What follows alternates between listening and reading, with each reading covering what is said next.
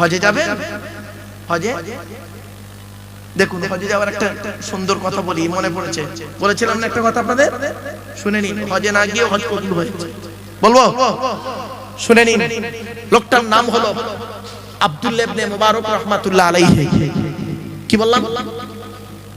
জোরে বলুন। আব্দুল্লাহ ইবনে মুবারক। শুনে নিন, এই মা বোনেরা ভালো করে শুনে নিন। লোকটার নাম হলো আব্দুল্লাহ ইবনে মুবারক রাহমাতুল্লাহ আলাইহি। সেই জামানায়, ওনার জামানায় উনি ছিলেন সবথেকে বড় আলেম আর বড় আল্লাহওয়ালা মানুষ। আব্দুল্লাহ ইবনে মুবারক রাহমাতুল্লাহ আলাইহি উনি হজে যাবেন, ওনার বন্ধু হজে যাবেন, দুই বন্ধু একসঙ্গে হজে যাবেন। এমন অবস্থায় করেছেন কি, সব কমপ্লিট, হজে যাবেন। কয়েকদিন আগের ঘটনা, ওনার ছোট ছেলেটা বাড়ি আসছেন কাঁদতে কাঁদতে। উনি ছেলেকে জিজ্ঞাসা করছে, আব্বা তুমি কাঁদো কেন? বাচ্চা ছেলেটি বলছে, আব্বা গ্রামে একটা লোক বাড়িতে গোশত রান্না করে খাচ্ছে, আমি তার বাড়িতে গিয়ে একটু গোশত চাইলাম, আমাকে দিল না, আমাকে রাগ করে ভৎসনা করে তাড়িয়ে দিল, তাই কাঁদছি। আব্দুল্লাহ ইবনে মুবারক রাহমাতুল্লাহ আলাইহি মনে করলেন, না জানি হয়তো লোকটার সঙ্গে আমার কোনো দুশমনি ছিল, লোকটা আমার প্রতি কোনো রাগ আছে, সেজন্য রাগটা আমার প্রতি তুলতে না পেরে আমার বাচ্চার প্রতি তুলেছে। যাই, হজে যাওয়ার আগে তার কাছে একটু ক্ষমা চেয়ে আসি। ছেলেটার হাতটা ধরে লোকটার বাড়িতে গেছে, দরজা বন্ধ, বালা নালা দিয়েছে। লোকটা ভেতর থেকে দরজা খুললো, খুলেই দেখছে জামানার সব থেকে বড় আলেম আব্দুল্লাহ ইবনে মুবারক আমার দরে হাজির। আসসালামু আলাইকুম হুজুর, আসুন আসুন আসুন, ভেতরে আসুন।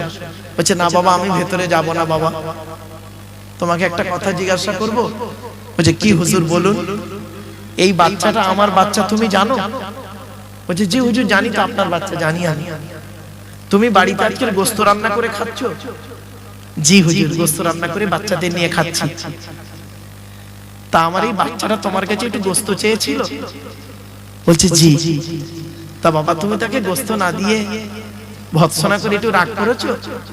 বলছে, জি হুজুর। কেন বাবা, একটা বাচ্চা ছেলেকে একটু গোশত দিলে কি ক্ষতি ছিল? তখন লোকটা মাথাটা হেঁট করে, মাথাটা যখন তুলেছে না, দুটো চোখ থেকে অঝর নয়নে পানি ঝরছে।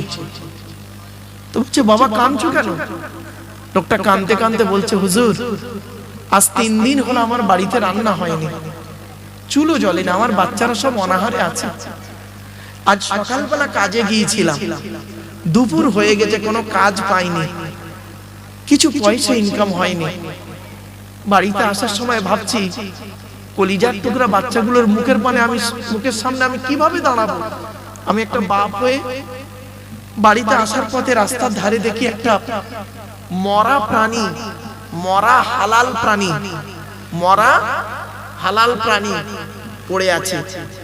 আমি চারিদিকে দেখলাম, কাউকে দেখতে পাইনি। ছুরি দিয়ে ওই মরা হালাল প্রাণীর গোশত কেটে নিলাম, কেটে নিয়ে বাড়িতে এসে রান্না করে খাচ্ছি। মরা হালাল প্রাণীর গোশত আমার জন্য হালাল, কিন্তু আপনার বাচ্চার জন্য হারাম। কিছু বুঝতে পারছেন?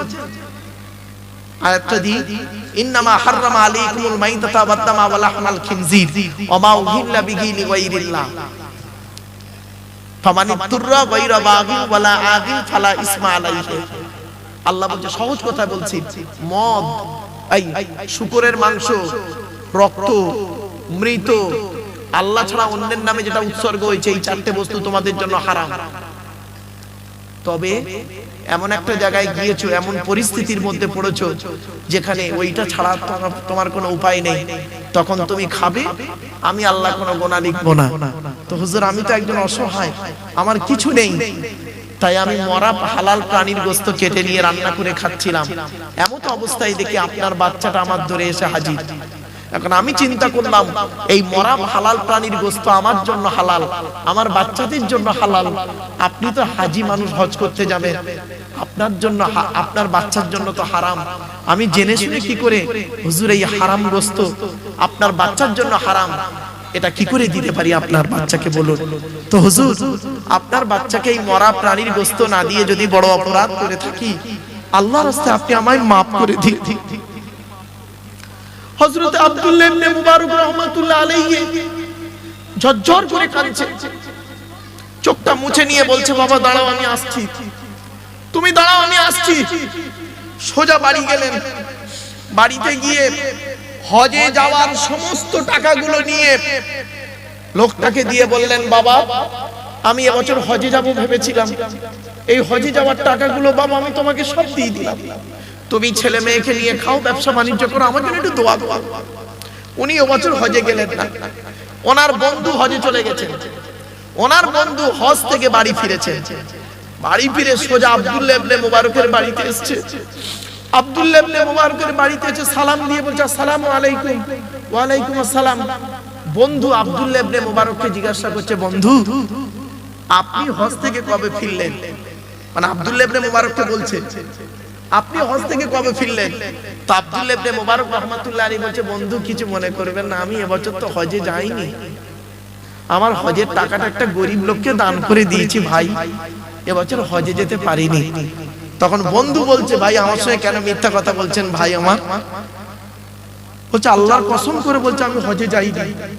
তখন ওই বন্ধু কাঁদতে কাঁদতে বলছে, আল্লাহর কসম করে বলছি আমি হজে গিয়ে যখন কাবা শরীফ তওয়াফ করছি, আমি দেখতে পাচ্ছি নিজে চোখে আমার আগে আগে আপনি কাবা শরীফ তওয়াফ করছেন।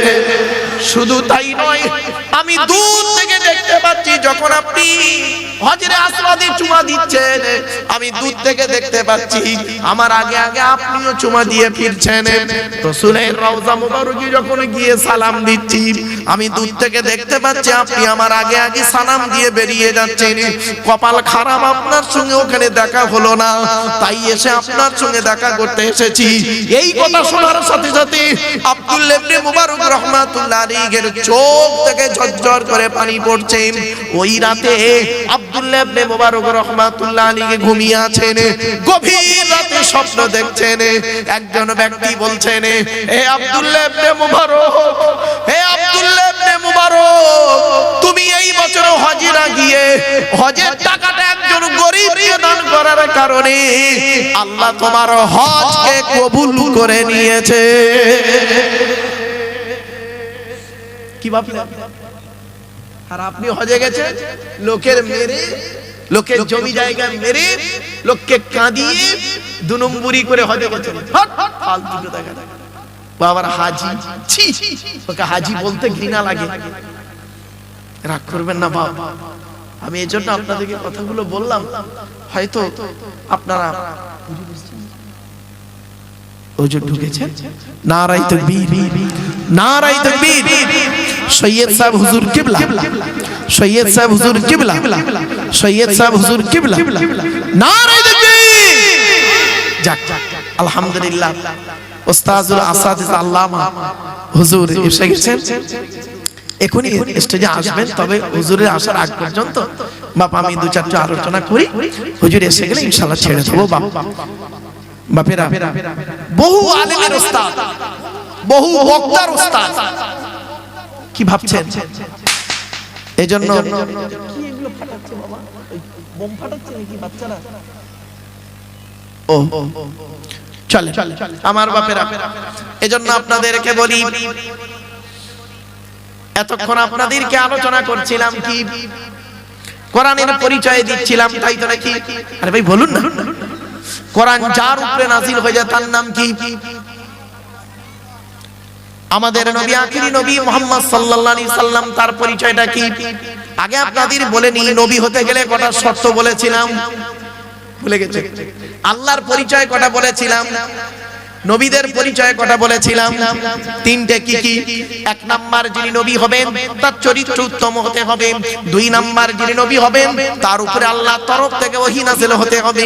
তিন নাম্বার, যিনি নবী হবেন তার দ্বারা অলৌকিক ঘটনা ঘটতে হবে। একটা হোক বা 50টা হোক, পৃথিবীতে যত নবী এসেছেন প্রত্যেক নবীর মাধ্যমে আল্লাহ পাক 1 থেকে 50টার ভিতরে মুজিজা দিয়েছেন। আমার নবী, বিশ্ব নবী, কুল কায়নাতের রাসূল, রাহমাতুল লিল আলামিন মুহাম্মদ সাল্লাল্লাহু আলাইহি সাল্লাম এর মাধ্যমে আল্লাহ পাক 1000-এরও বেশি মুজিজা দিয়েছেন। তার মধ্যে সর্বশ্রেষ্ঠ হলো কোরআনুল মাজিদ। 1000 মুজিজা। কটা জানেন?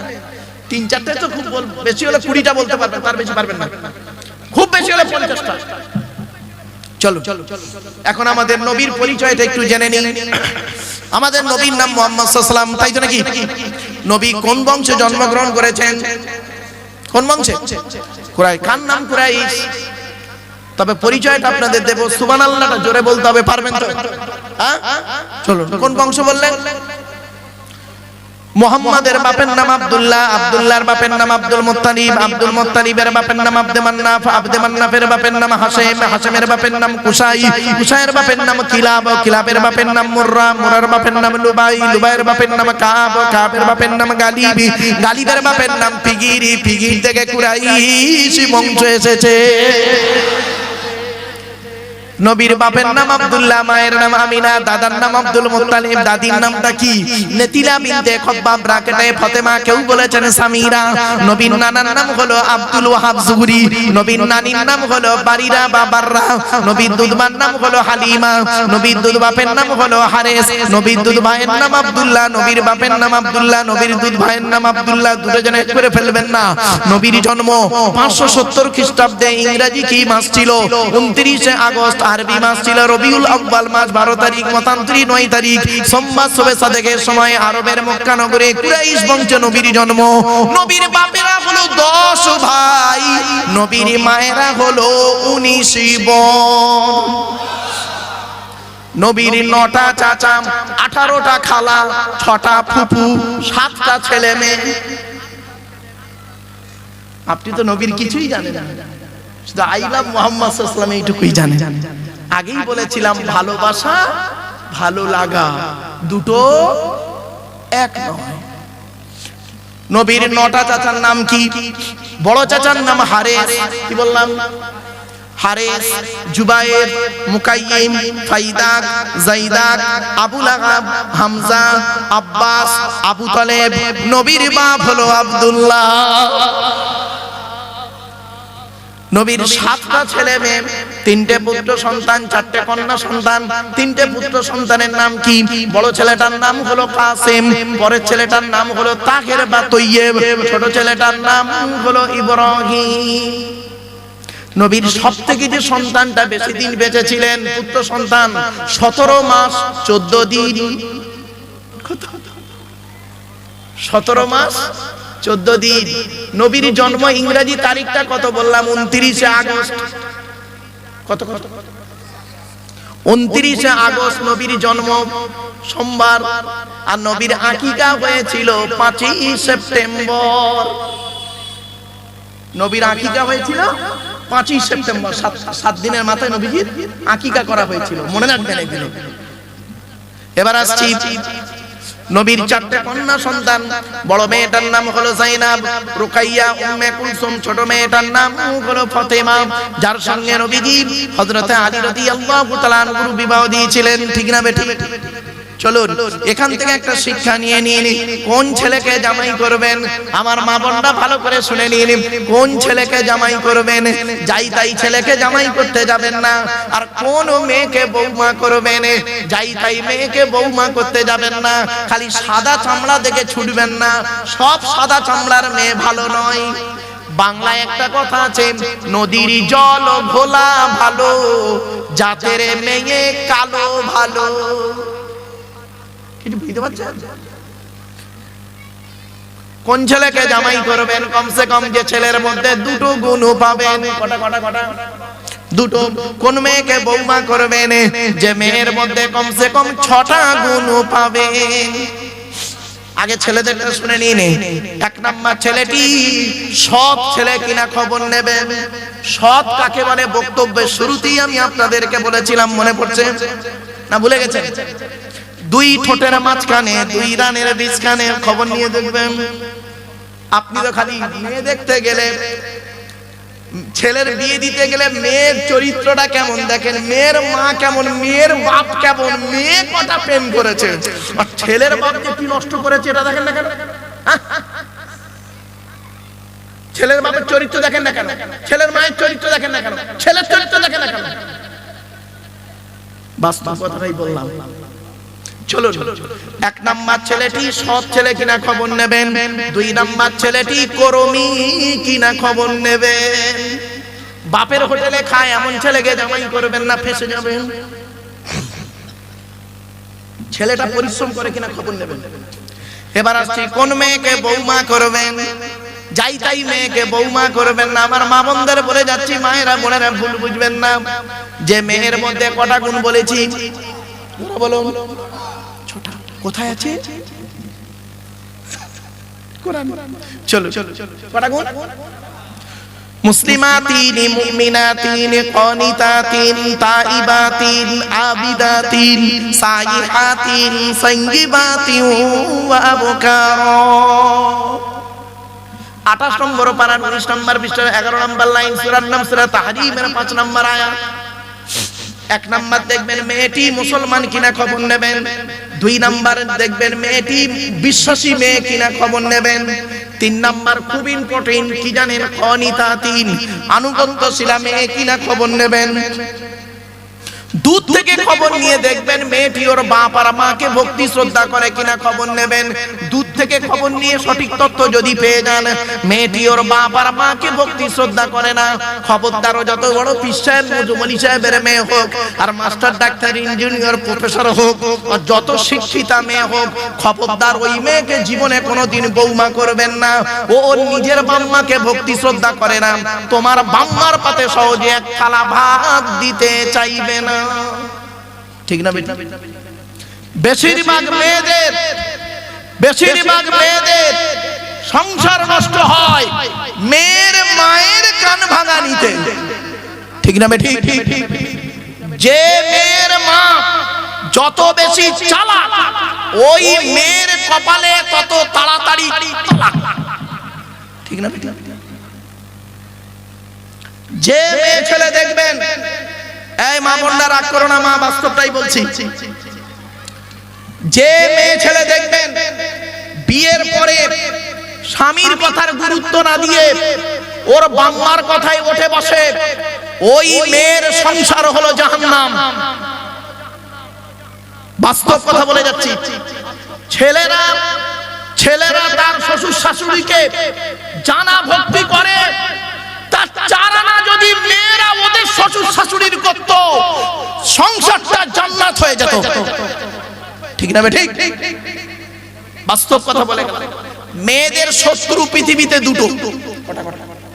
আরে কথা বলেন না, 2টো। 1 নাম্বার কে জানেন? সতীন। সতীন হলো মেয়েদের চরম শত্রু।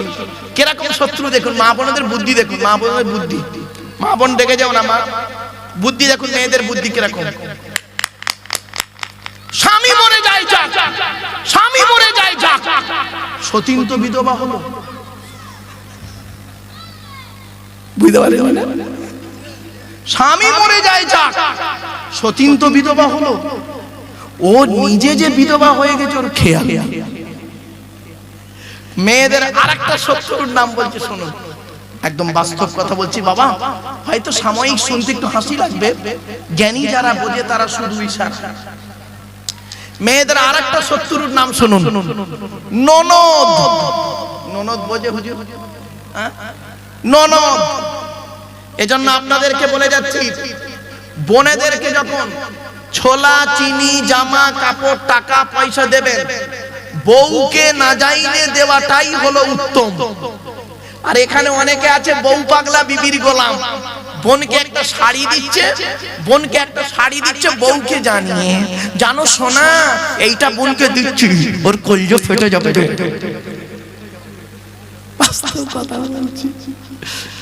আচ্ছা, কেনই বা আপনারা বইয়ের অনুমতি নেবেন না বলুন?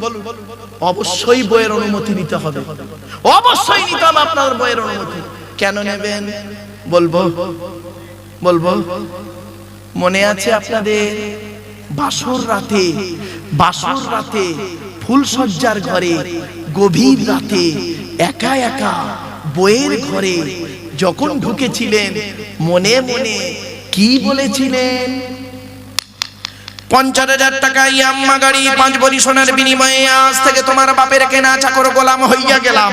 তুমি যাহাই বলিবে তাহাই শুনিব। গন্ডগোল যদি করি মারিতে দ্বিধাবোধ করিবে না। তোমার বিরুদ্ধে যদি কোনোদিন কোনো গন্ডগোল করিয়া থাকি হাড়োয়া তারাই বজুরির যতনে কেস দিয়া বাপ আর মাকে জেল খাটাইয়া লকাবে ঠুকাইয়া আমারে পেঠাই দেবে। আমাদের হুজুর হাসছে দেখে, আরে ওই বাচ্চাগুলো হাসতেছে, ওরাও বুঝতে পারছে আরে বললে হবে সব কি নরমালের বাচ্চা, ওসব সিজারের বাচ্চা বহুত চাচা। চলেন বাবাজি রাগ করবেন না বাপ, বাস্তব কথা বললাম, কথাটা শুনতে হয়তো হাসি লাগলো, বাড়িতে গিয়ে ভাববেন। আল্লাহর নবী একদিন শুনে নিন, আল্লাহর নবী একদিন সাহাবীদেরকে বললেন তোমাদের বাড়িতে কয় শ্রেণীর মেয়ে ছেলে আছে গো? সাহাবীরা বললেন ইয়া রাসূলুল্লাহ আমাদের বাড়িতে 4 শ্রেণীর মেয়ে ছেলে আছে। কয় শ্রেণী? 4 শ্রেণীর মেয়ে ছেলে। কে কে? মা, মা, বোন, মেয়ে, বউ। মা, বোন, মেয়ে, বউ। নবীজি বললেন তোমরা কি করে বুঝবে এই 4 শ্রেণীর মেয়ে ছেলে জান্নাতি না জাহান্নামী? মারাত্মক প্রশ্ন। মা বোনেরা শুনে নিন, সাহাবীরা পুরো চুপ। জান্নাতি না জাহান্নামী বলবো কি করে, সম্ভব? আল্লাহর নবী বললেন যে সমস্ত মেয়েদের মধ্যে কমসে কম 6টা অভ্যাস থাকবে। কটা? আমার মা বোনেরা শুনে নিন, রাসূলুল্লাহ বললেন যে সমস্ত মেয়েদের মধ্যে কমসে কম 6টা অভ্যাস থাকবে। ওই মেয়ে ছেলে যত নামাজ পড়ুক, রোজা রাখুক, হজ করুক, ওই মেয়ে ছেলে হবে জাহান্নামী। আজকে শুনে যান, বাড়িতে গিয়ে দেখবেন আপনার মা, বোন, মেয়ে, বউ 4 জনের মধ্যে এই 6টার একটা আছে কিনা। যদি থাকে বুঝে নেবেন আমার মা যত তাহাজ্জুদ পড়ুক, রোজা রাখুক, হজ করুক, জাহান্নামী। আমি বলি নবীজির কথাটাকে আমি আপনাদের কাছে মাতৃভাষায় তুলে ধরছি, ট্রান্সলেটরের কাজ করছি। 1 নাম্বার নবীজি বললেন ও আমার সাহাবীরা যখন তোমরা দেখবে যে মেয়ে ছেলে স্বামীর সঙ্গে যখন কথা বলে মেজাজ দিয়ে কথা বলে, ওই নারী যত নামাজ পড়ুক, রোজা রাখুক, ওই নারী হলো জাহান্নামী। অনেক মা বোন আছে দেখবেন পাড়ার লোকের সঙ্গে কথা বলে মিষ্টি ভাষায়, কিন্তু স্বামীর সঙ্গে যখন কথা বলে মেজাজ দিয়ে কথা বলে। এটা আপনার মায়ের মধ্যে এই অভ্যাস থাকতে পারে, মেয়ের মধ্যে, বউয়ের মধ্যে, বোনের মধ্যে থাকতে পারে। যতই হোক না কেন, যতই কাই করুক না কেন, আপনার মা, বোন, মেয়ে, বউ এই অভ্যাসে যদি থাকে জাহান্নামী। রাসূলুল্লাহ বললেন ওই নারীর প্রতি আল্লাহর গজব পড়বে যে নারী তার স্বামীর সঙ্গে যখন কথা বলে মেজাজ দিয়ে কথা বলবে। 2 নাম্বার নবীজি বললেন ওই নারীর প্রতি আল্লাহর গজব পড়বে যে নারী স্বামীর দুর্নাম বদনাম অন্যের কাছে করে বেড়ায়। 3 নাম্বারে নবী বললেন ওই নারী নামাজ পড়ে, রোজা রেখে, হজ করে জাহান্নামে যাবে যে নারী স্বামী থাকতে অন্য পুরুষের সঙ্গে পরকীয়ায় লিপ্ত হয়। অনেক মেয়ে ছেলের স্বামী বিদেশে গেছে বা কলকাতায় কাজে গেছে, মেয়ে বউ করছে কি অন্য পুরুষের সঙ্গে পরকীয়ায় লিপ্ত। 4 নাম্বার নবীজি বললেন ওই মেয়ে ছেলে জাহান্নামে যাবে নামাজ পড়ে, রোজা রেখে। যে মেয়ে ছেলে বিনা কারণে স্বামীর বিছানা ছেড়ে দিয়ে অন্য বিছানায় রাত কাটায়। কি ভাবছেন? এই ধরনের মেয়েদের বয়স হলো 45, 50, 55, 60, 70, 75। 50 বছরের বুড়িটা 55 বছরের স্বামীর পাশে আর ঘুমায় না। বুড়ি কি করে জানেন?